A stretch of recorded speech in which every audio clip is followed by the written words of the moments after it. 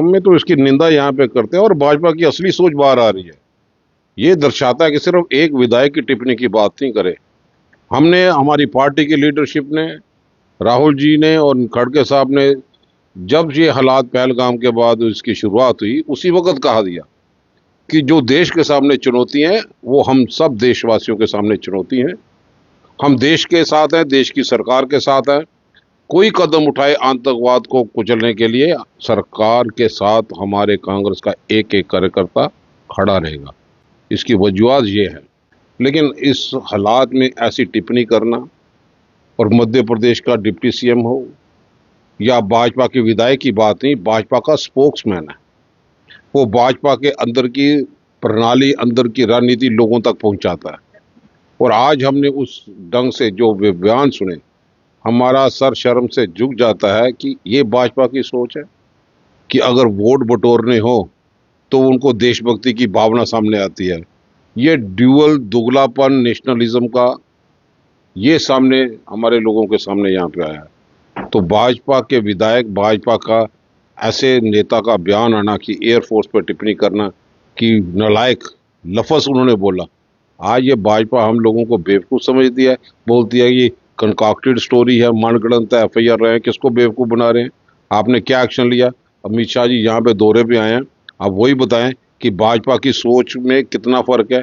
क्या उन्होंने उस विधायक के खिलाफ एक्शन लिया जिसने हमारी भारतीय फौजियों का मनोबल गिराने के लिए ये आपत्ति शब्द बोले यहाँ पे?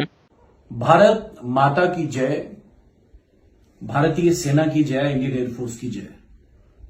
इस माहौल में और इस संदर्भ में आज की एक बैठक जो कि कशीरा गांव में रखी गई थी, भारतीय सेना के लिए और इंडियन एयरफोर्स के लिए सम्मान भी है और कृतज्ञ भी हैं कि न सिर्फ भारत बल्कि भारतीय जनमानस का सर ऊंचा रखा है आपने। चंद दिनों में ही आप लोगों ने पाकिस्तान को घुटने के बल रेंगने पे, माफी मांगने पे, सीज फायर की भीख मांगने पे आपने पाकिस्तान को मजबूर किया। आज एक स्थानीय विषय को लेके एक प्रोटेस्ट बैठक रखी गई थी गांव कशीरा, तहसील उधमपुर में, जिसमें जो स्टैंड है उसके साथ आज भी खड़े हैं। भारतीय संविधान के तहत किसी की भी जमीन except according to a procedure established by law, सरकार या सरकार का कोई भी तंत्र, फिर वो आर्मी हो या एयरफोर्स हो, वो नहीं ले सकते।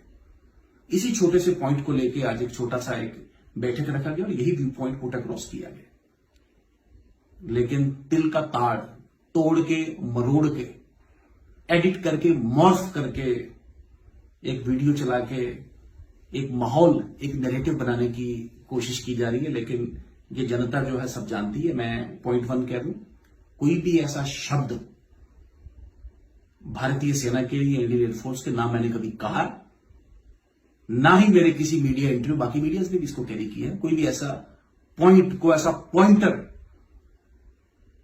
कोई भी ऐसा रेफरेंस मेरे आप पूरे इस वक्तव्य में देखें, सवाल पैदा नहीं होता। हां, कुछ शरारती लोग, इन शरारती तत्वों के खिलाफ हमारी लीगल टीम ने अपनी एफआईआर फाइल कर दी। We have talk to the concern police agencies. मेरा विनम्र निवेदन है कि कुछ लोग भी ना जाने ना माने, देखते देखते अननोइंगली इसको शेयर सोशल मीडिया पे बात करें। This is under criminal investigation. और कुछ लोग जो ना सिर्फ, अरे भाई मैं तो इनको रेत का चोर, बजरी का चोर, लकड़ी का चोर और जमीन का चोर कहता, लेकिन ये हमारे समाज विरोधी तो है, राष्ट्र विरोधी भी है। इस नाजुक समय में जब भारतीय सेना ने पूरे भारत का मान बढ़ाया है, आप सस्ती राजनीति के लिए, छोटी सी पब्लिसिटी के लिए, व्यूज के लिए या लाइक्स के लिए आप इस किस्म का एक जर्नलिज्म और इस किस्म की मीडिया और सोशल मीडिया पे कैंपेनिंग, कैनवैसिंग करेंगे?